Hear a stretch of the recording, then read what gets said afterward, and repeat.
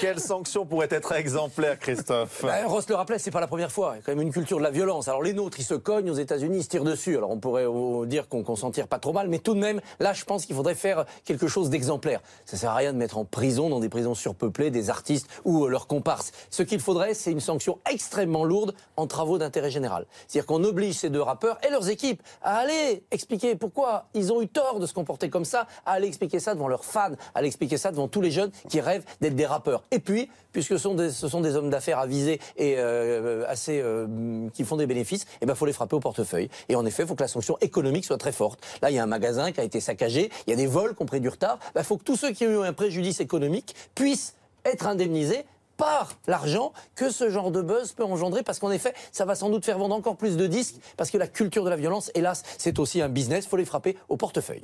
Cette bagarre, c'est un simple fait divers, ou alors ça en dit long sur la société française? Non, ça en dit long quand même sur notre société. On voit bien qu'on a avec le rap une contre-culture ou une paraculture qui a toute sa valeur culturelle et sociétale, et qui parfois aussi pose des soucis. On a quelque chose entre ces deux-là, du 9-2, Booba contre le 9-3, Caris qui ressort aussi parfois. On a des cultures de clans.